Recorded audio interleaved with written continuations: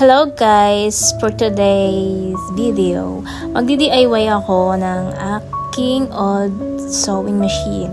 Ito nga palang sewing machine na to ay kay nanay, sa inay ng aking ina. Ito ay sa aking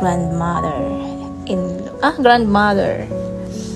So ngayon, medyo luma na itong makina, ay aking makeover para maging maganda at hindi na humahawa yung kanyang mga kalawang.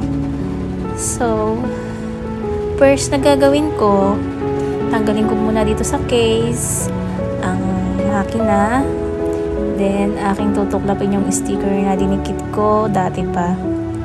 Kaya ko siya dinikitan kasi yung kalawang niya nanunuklap-nuklap na tapos humahawa pa sa mga damit na tinatahi ko. Lalo na kapag nilalagyan ko ng oil, lalo siyang humahawa din. Una, nilagay ko na lang dito sa baba, nilinis ko ng tubig na may suka at may joy. Tinakloban ko nga pala yung mga butas-butas para hindi pasukin ng tubig.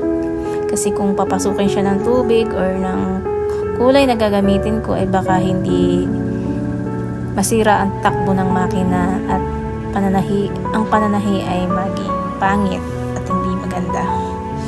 So, ang first coat ko dito ay white. Yung kinulay ko dito ay binili ko sa online. Ang na-choice kong napiling kulay ay kulay rose pink.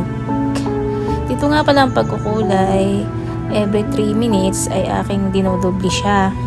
Then, gumamit ako ng mask kasi medyo masakit sa ilong. Wala kasi akong mabili na walang amoy masyado. Lahat naman yata may amoy pag spray paint. So, favorite ko talaga ang kulay pink. At ito ay rose pink ang kulay niya. At high glow siya. Ito yung last coat ko dito na nilagay. At very high glows. At ngayon naman ay sinunod ko itong kanyang body. Kinulayan ko muna ng white, then ang pink sunod. At ito na ang kanyang final result. O diba, ang ganda-ganda na niya at very high glows.